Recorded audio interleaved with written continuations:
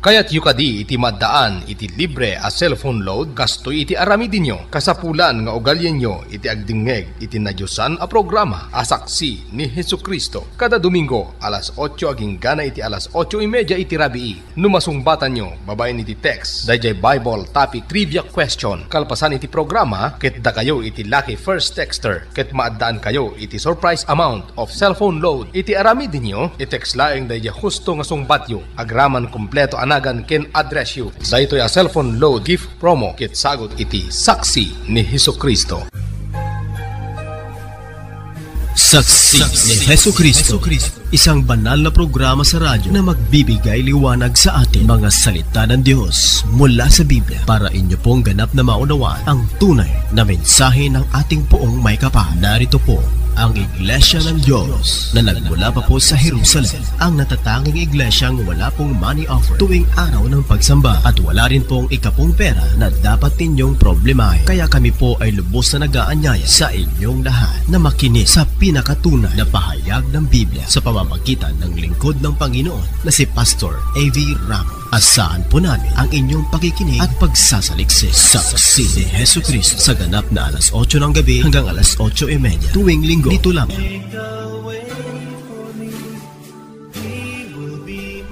Daytoy manen, to'y saksi ni Jesucristo, tinadyosan na timot, dito'y pagilyan tayo a Pilipinas. Isang magandang liwanag po ni Kristo sa inyong puso, mga minamahal na tagapakinig at mga texters. Ito po yaong natatanging iglesia na nangangaral po sa inyo na ang Diyos na pinakahihintay po natin ng napakatagal ng panahon ay narito na po siya sa lupa sa kasalukuyan. Kaya ito po ang magandang balita para sa inyong lahat. Bueno, ako po inyong sasamahan sa hiling na panalangin ito upang ipaabot po natin ang ating mga karaingan sa ating poong may kapal. Manalangin po tayo.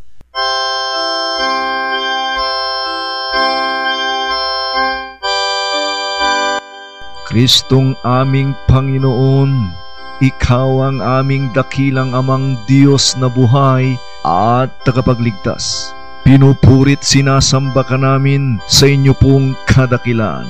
Kaya ako po ay muling nagpapakumbaba sa inyo upang humiling ng kapatawaran sa lahat ng aming pagkukulang sa inyo, upang kami po ay kalugod-lugod sa inyo pong banal na harapan. Naway basbasan, pagpalain at gabayan mo po kami para magiging matatag po lagi ang aming pananampalataya. At naway palagi po ninyo kaming susubaybayan sa lahat ng pagkakataon sa aming buhay at imumulat mo lagi sa amin ang katotohanan at ang inyong banal na dikaing pangkaligtasan ng bawat kaluluwa, lalong-lalo na po sa mga minamahal na tagapakinig sa inyo pong banal na programa. Naway parating ilalayo mo kami sa lahat ng uri ng tukso ng pagkakasala. At naway gagamutin niyo po ang mga listeners na mayroon pong mabibigat na sakit. Ipinasakamay na po namin sa inyo ang aming buhay at ikaw na po, Panginoon, ang bahala sa amin sa material at espiritual na pangangailangan po namin. At bilang panghuli, naway pagtuunan mo parati ng pansin at laging ililigtas mo rin ang aming mga mahal sa buhay na nagsasakripisyo sa ibang bansa. Kaya ito na lamang po ang aking samot dalangin na akin pong inilalatag sa matamis at dakila mong pangalang Jesucristo na aming Diyos at Panginoon mula ngayon at magpakailanman. Amen. Ito pong muli ang lingkod ng Panginoon, Pastor A.V. Ramos, na nag-aanyaya po muli sa inyong lahat para magbibigay po ako ng paglilinaw sa mga kaalamang espiritual sa tulong at gabay ng ating Panginoong Hesus upang magliliwanag na po sa inyong puso ang lihim ng katotohanan. Ningkasatan nga orasyo amin, napapateg kakabsat ken gagayem dumdumngeg. Daytoy metoy kabsat yo ken Kristo, Brother Jesse Reyes. nga maramot-mot ita tapno agsaludsod tayo ken ni Pastor Avi Ramos sungbatan na babaen iti Biblia tapno agranyag iti puso tayo iti umiso apan nakamo may papan kadagiti palpalemod ti Dios masapul ngayon tayo mamuan ken kuana babaen iti tulong ti Apo. Ket kastoy iti Paulo saludsod ko iti teksto tayo. Pastor, kaano kadi nangrugi iti munang aldaw iti parsuaan ti Dios daytoy? Kabsat Jesse, italagtakin ni Apo Jesus. Daytay inchaya manasantuan na pagadalan tayta. Tapno tumulong kada tayo ti Apo. Tapno maamuan tayo, itinan anay, apan na kay patarus na dayta. Kakabsat ken gagayem, daytoy anasantuan na teksto tayo ita. Ket may teda bagin na dalan tay amin. Ngem awan ti gandat mi nga mga takari ti pamatiyo, nariingan. Wenno natawid yo, no diket may gapoy ti Apo, palubusan dak amang ibasa kada kayo. No anya dapay dagiti daduma palpalimot ti Dios masapul ngayong kay maamuan nakasurat iti nasantuan na Biblia. Agapu iti mandato ti Dios kada kami biyang mi iti mangipakaammo kada kayo tapno maamuan nyo dagitoy isot gapuna nga naimpuswan ko may iti panangamirisyo kakabsat nang nangruna kadagiti mga adal kenagad adal kadagiti sasaw ti Apo iti Biblia. Tapno maamuan nyo ti umiso a kinapudno. Kaya sa ating pagpapatuloy mga minamahal na tagapakinig, ang unang katanungan po ni kapatid Jesse na siyang basihan po sa ating paksang aralin sa gabing ito. At ito'y patungkol kung kailan daw po ang pagsisimula ng unang araw ng lalangin po ito ng Diyos. Pastor, meron po ba kayong sapat na kasagutan at basihan sa Biblia patungkol po sa una kong katanungan sa ating paksa? Mayroon po kapatid, noon pong lalangin ng Diyos ang araw sa kailangitan na nangagbigay liwanag po noon sa unang araw or the first day. At ito raw po ay nagsimula sa hapon at nagtapos po kinabukasan ng umaga ng tanghali. At para po sa inyong kaalaman mga minamahal na tagapakinig, hindi po madaling araw ang pagsisimula ng araw or the day na atin pong nakagisnan. Kundi ang pagsisimula po ng araw noon ay hapon daw po ayon kay Moises.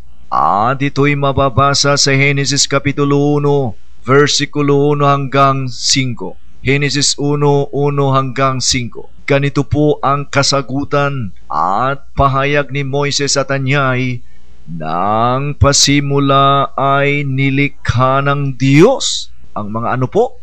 Ang langit at ang lupa. Paano po inilarawan ang lupa noon? Ayon pa rin kay Moises at anyay, at ang lupa ay walang anyo. At ano pa po? At walang laman. Nasaan po ang kadiliman noon? At ang kadiliman ay sumasaibabaw ng kalaliman. At nasaan naman po ang Espiritu ng Diyos noon? At ang Espiritu ng Diyos ay sumasaibabaw ng tubig. At ano po ang sinabi ng Diyos noong pong lalangin niya ang araw or the sun na nangagbigay liwanag po sa kadiliman? At sinabi ng Diyos, magkakaroon ng liwanag. At ano po ang nangyari? At nagkaroon ng liwanag. At nakita ng Diyos ang liwanag. At ano po ang itinawag ng Diyos sa liwanag? At tinawag ng Diyos ang liwanag na araw. And God called the light day. At ano naman po ang itinawag ng Diyos sa kadiliman? At tinawag niya ang kadiliman na gabi. And the darkness he called night. Kailan po nagsimulang unang araw noon? Ni Moises, at nagkahapon at nagkaumaga ang unang araw. Napakaliwanag po mga minamahal na tagapakinig na noong pong lalangin ng Diyos ang araw or the sun na siyang nangagbigay liwanag po sa unang araw po noon. At ayon po kay Moises, ang unang araw or the first day ay nagsimula noon sa hapon at nagtapos po kinabukasan ng umaga.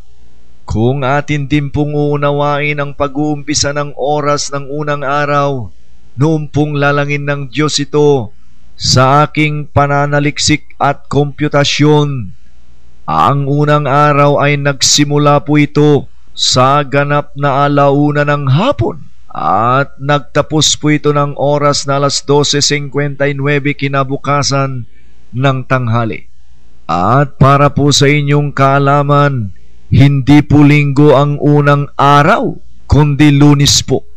Kasi ang basihan po natin matapos ang gawain ng Diyos sa loob ng 6 na araw at pagdating ng 7 araw ng linggo ay nagpahinga daw po ang Diyos. Iti Ilocano version, kaano kadi anang rugi iti umunang aldaw iti parswaan ti Diyos daytoy? Mapaneknikan dito Genesis Kapitulo 1 versikulo 1 aging ganay iti 5.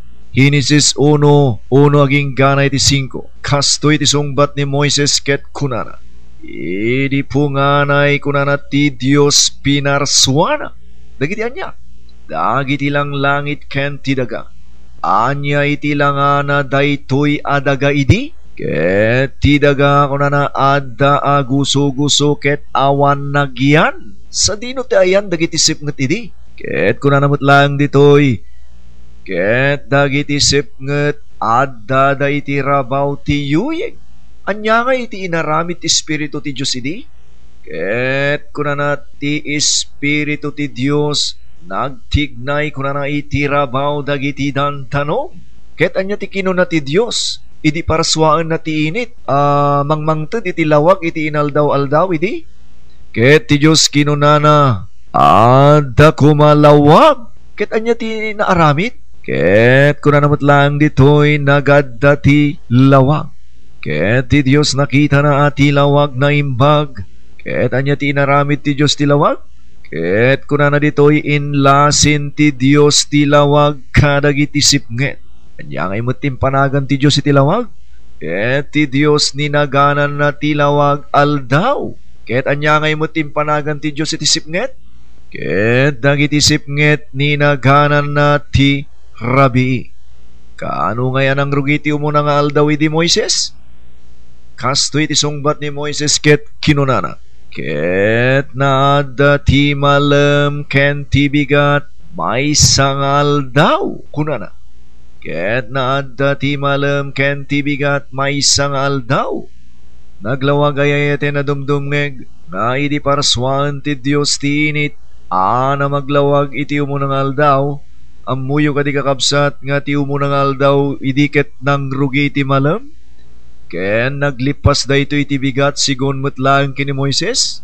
Naminuin tayam mirisen papagayam. Saan nga parbangon iti panangrugi ti aldaw idi? Babain iti panang sukimat ken panangamiris ko iti munamot nga oras. Panangrugi idi ti umunang aldaw a Lunes. Nangrugi daytoy iti oras nga alauna iti malem. Ket naglipas idi iti kinabigatan na iti oras nga alas 12:59 iti tinga ti aldaw. Saan met nga aldaw iti Domingo iti panangrugi ti umunang aldaw iti no diti munang aldaw ket Lunes no ammirisen tayo. Naudi asimmang bay papagayam iti may 7 nga aldaw nga isu iti aldaw iti Domingo sigon ti ipaneknek ti Biblia.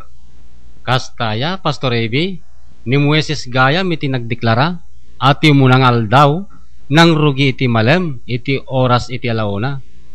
Ken aglipas daytoy iti kinabigatan na, iti oras iti alas 12:59, iti tinga ti aldaw. Iti sumaruno sa ludsud ko, anya iti basyan tayo, Pastor, ano sa paing nga aldaw iti Domingo, iti naikadeng a panagigimong wenno panagserbi tayo iti Diyos? Kamsat Jesse, ken kada kayo ay ayate na dumdumngeg. Amuyo ka di nagtultuloy iti panaglabas dagiti aldaw ken iti rabidi. kalpasan na paraswan ti Diyos dagitoy. Aging gay didimteng ti may kainem nga aldaw nga iso da itoy ti aldaw iti Sabado. Panaglipas ti Diyos iti panagaramid ken panamarswana kadagiti suamin nga da. Ket kalpasan na simmaruno adimteng iti may kapitong aldaw. Ket nagsardingen ket naginanan ti Diyos iti daytoy nga aldaw.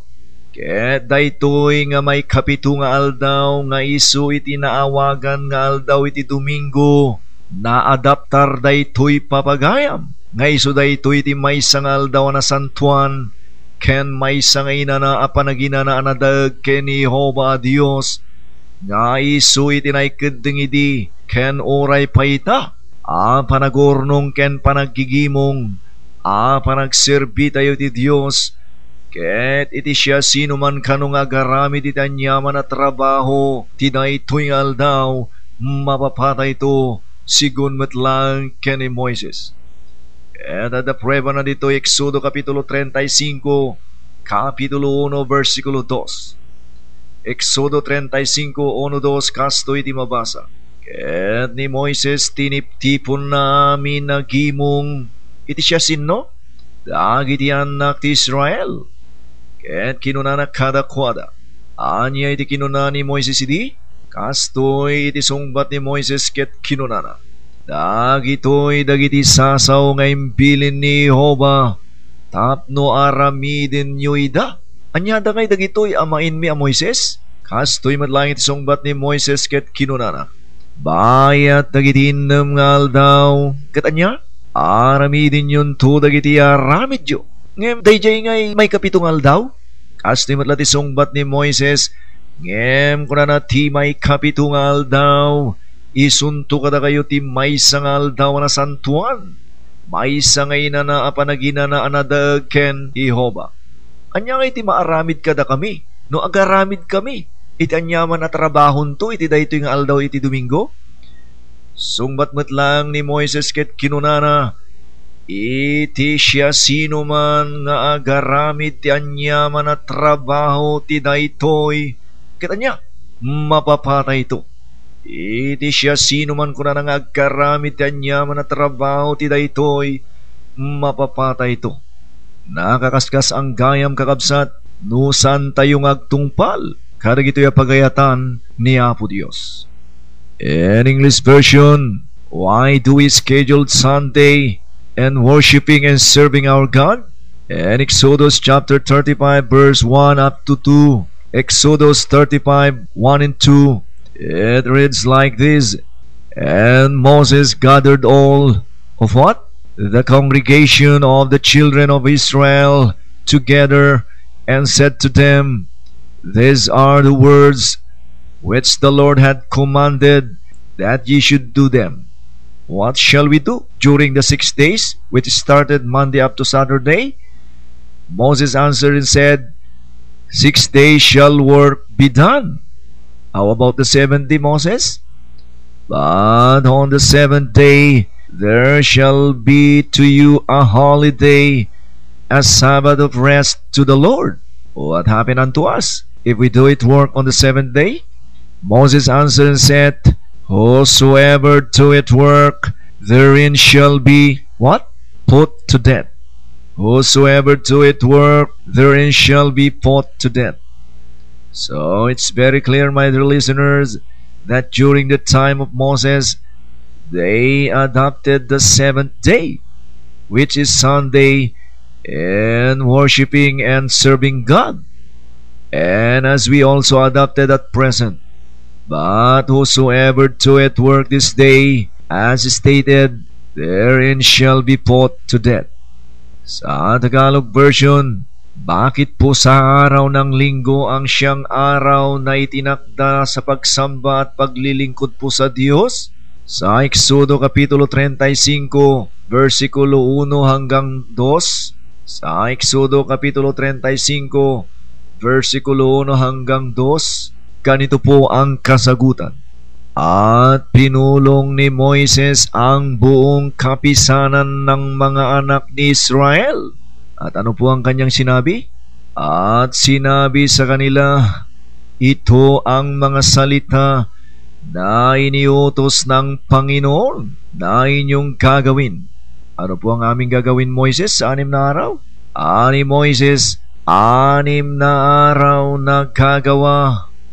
Paano po ang 7 araw? Ani Moises, datapwat ang 7 araw ay ipangingilin ninyo isang Sabat na takdang kapahingaan ng Panginoon.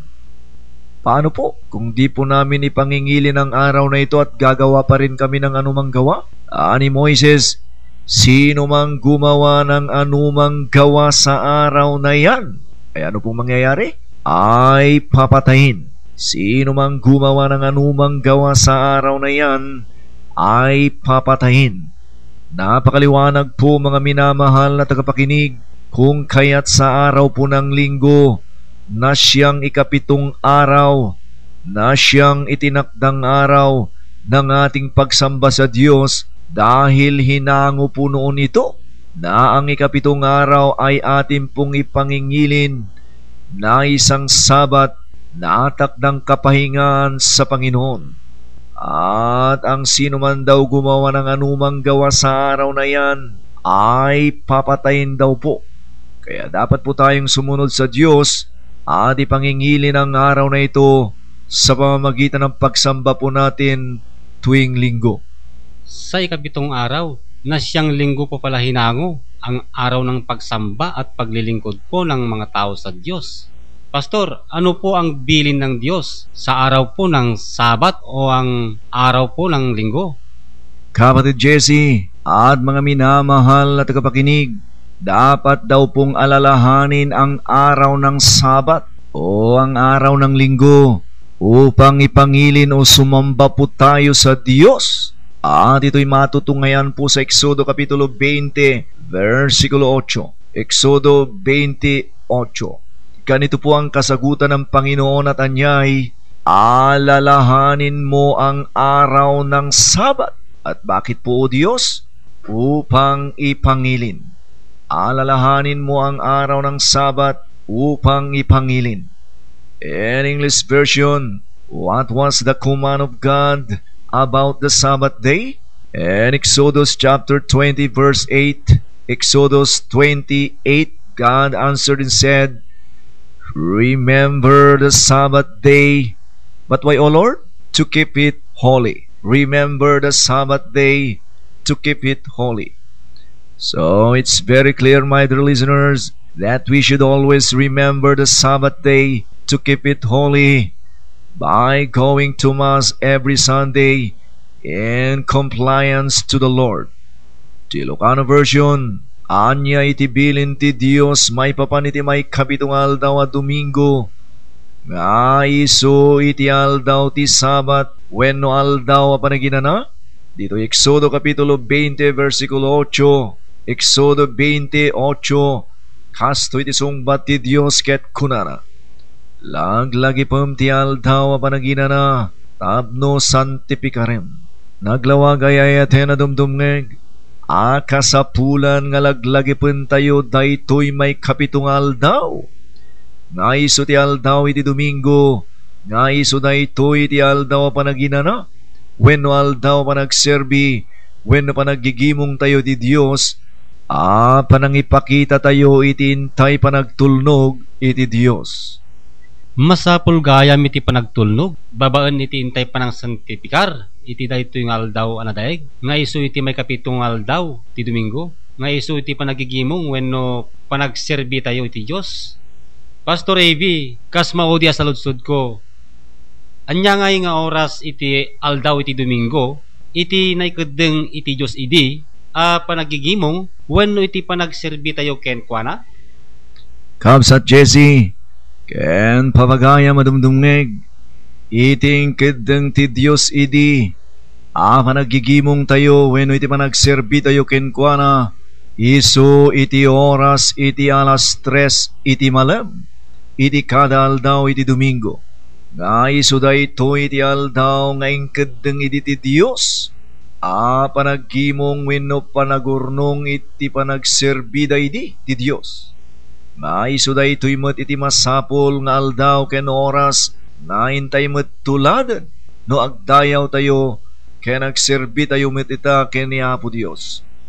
Ada mabasa pamanagnag diti Aramid Kapitulo 3 versikulo 1. Aramid 3:1. Ket kastoy iti mabasa. Ket da Pedro ken Juan sumang-atda sa dito. Ijay templo wenno kapilya. Iti anya nga oras idi? Iti oras amay kasyam. Sapay anya ti aramidin dayti nga oras? Nga iso oras ti panagkararag. Ay na dumdumngeg, dayti oras amay kasyam, makita nga das teres na. Ket makita ti potno ti Biblia nga Ilocano lang. Ket iti kay papanan na iti oras amay kasyam. Ket alas 3 ti malem. No kasta alas 3 iti malem iti Domingo. Iti oras sa panagkararag ken panaggigimong tayo. Gaiso da ito iti oras sa panagserbi tayo ti Dios wenno panaggigimong tayo sigon iti pamaneknek.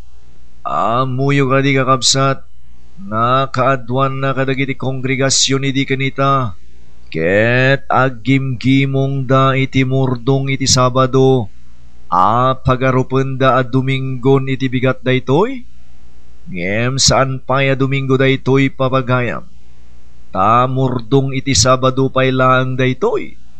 Saan kadi ati panangrug iti umunang aldaw immo na ti malem santo iti bigat? Mirisin nyo kuma daytoy papagayam. In English version, what will be the right time to pray and to serve unto God during the Sabbath day? In Acts chapter 3 verse 1, Acts 3:1 as manifested. Now Peter and John went up together where? Into the temple at the hour of prayer. At what time? Being the 9th hour. The 9th hour when we research it, which is at 3 o'clock in the afternoon. Sa Tagalog version, ano pong oras ng pananalangin sa panahon po ng pagngingilin sa Diyos? Ganito po ang kasagutan. Si Pedro at si Juan nga ay nagsisipanhik saan po? Sa templo. Sa anong oras po? Nang oras ng panalangin. Sa ano pong oras ito? Na ikasyam. Alam niyo po ba mga minamahal na tagapakinig na ang oras ng pananalangin na ikasyam ay sa oras po na alas 3 ng hapon? Kasi po nung unang panahon, ang sinusundang oras ay yaong paglabas ng araw sa oras na alas 7 ng umaga. Na siyang unang oras, magbilang po tayo hanggang siyam, saktong alas 3 po ng hapon. So alas 3 po ng hapon ang oras po ng pananalangin at pagngingilin sa Diyos.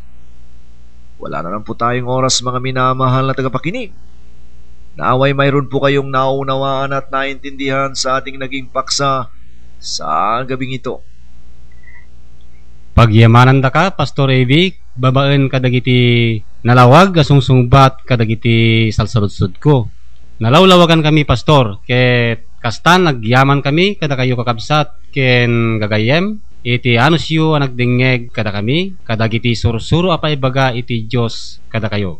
Adto ito'y kabsatiyo ken Kristo, Brother Jesse Reyes, pumakadak, ket yaw-awis ko kada kayo, nga agdadanggay tayo tumanen, iti sumaruno aparang, iti daytoy anasantuan a programa ti Diyos.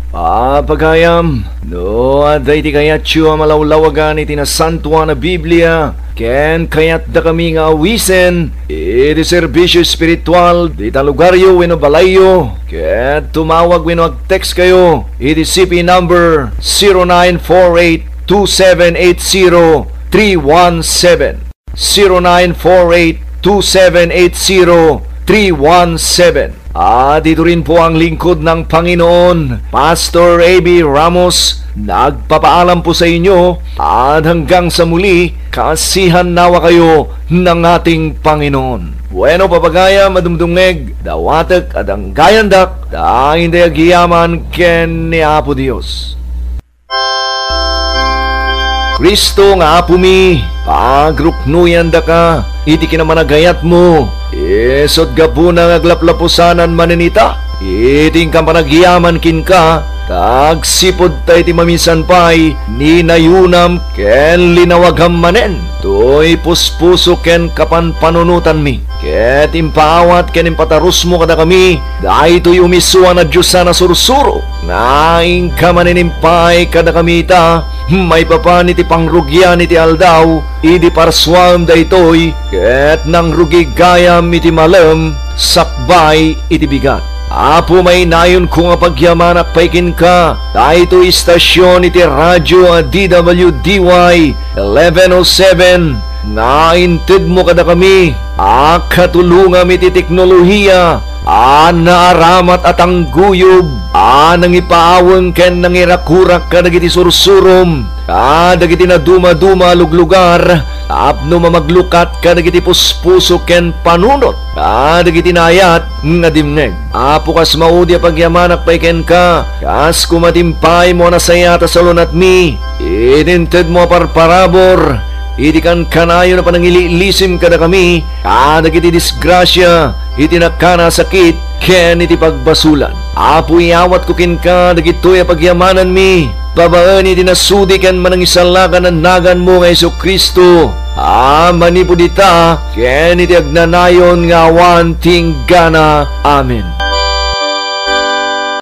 Ang pagpapala ng ating Panginoong Jesucristo ay siya nawang makakamta ng bawat isa mula ngayon at magpakailanman. Amen. Agapagyanang naken ka, naparabor nga orasyo amin ay ayaten adumdumngag at datayo manen iti may kadwa paset iti nadyusan na programa ti Apo a cellphone load get promo asagot ka na kayo iti saksi ni Jesucristo. Naijay trivia question tayo iti napalabas a Domingo, siya sino iti nangibaga asapulin tayo ti rupa ti Dios? Who said that we should seek the face of God? Sino po ang nagpahayag na hahanapin natin ang mukha ng Diyos? Ang tamang sagot po, si David. At itinapagasatan manen anaikan iti libre a surprise amount of cellphone load ket iso ni Kabsat Irish Balanay iti Jojonan Aglipay Quirino. Congratulations Kabsat Irish, pagpalain po kayo ng Diyos dyan po sa Quirino Province. Kada kayo anayat adem ngagmaninita, isagana yung dagiti cellphone nyo, ket agin no na kayo ngag-text iti usto asong batyaw. Dahito'y trivia question tayo ita, ket kastoy, anya nga oras iti panangrugi ti aldaw idi? What time when the day started before? Anong oras ang pagsisimula ng araw noon? I-text po ang tamang sagot, pati po buong pangalan at address at isend sa CP number 0948-2780-317 0948-2780-317. At ito rin po si kapatid Basti Angelical. Congratulations to the winner and Christ bless po sa inyong lahat.